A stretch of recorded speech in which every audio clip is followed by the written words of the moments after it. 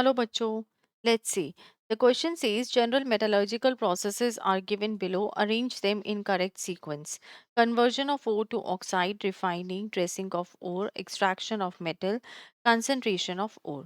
अब देखिए बच्चों, यहाँ पे इस क्वेश्चन का जो की कॉन्सेप्ट है जो वर्क करेगा, पहले हम उसे समझ लेते हैं। बेसिकली क्या होता है कि जब हम बात करते हैं किसी भी ओर की ड्रेसिंग, किसी भी मेटलर्जिकल प्रोसेस की, एक नॉर्मल जो मेटलर्जिकल प्रोसेस होता है, तो क्या हो गया कि हम लोग क्या बोलते हैं कि बेसिकली जो मेटलर्जी हो गई वो क्या है।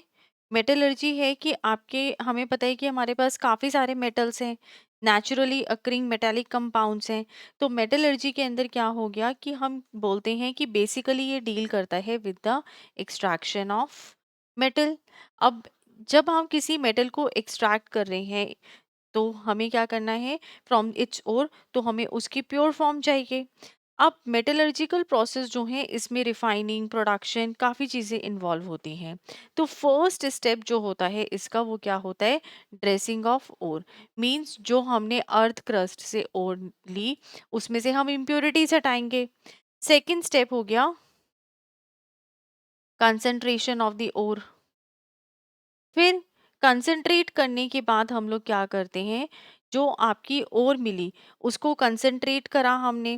कंसंट्रेट करने के बाद क्या हुआ कि जो उसकी अनवांटेड इम्प्योरिटीज थी जिसे हम गैंग बोलते हैं, वो आपकी पूरी तरीके से रिमूव हो गई। फिर नेक्स्ट स्टेप के अंदर हम लोग आ जाते हैं, that is conversion of ore to oxide. ठीक है, अब हम यहाँ पे ओर को ऑक्साइड के अंदर कन्वर्ट करते हैं। तो बेसिकली ये केमिकल मेथड हो गया। अब जब आपने ओर को ऑक्साइड के अंदर कन्वर्ट कर दिया तो या तो आप कैल्सिनेशन यूज करते हैं या रोस्टिंग का मेथड यूज करते हैं।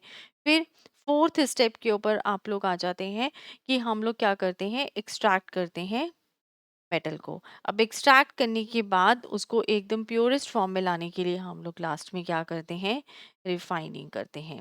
तो it means according to this अगर हम देखें तो हमारी जो करेक्ट सीक्वेंस हो गई वो हो गया ऑप्शन बी।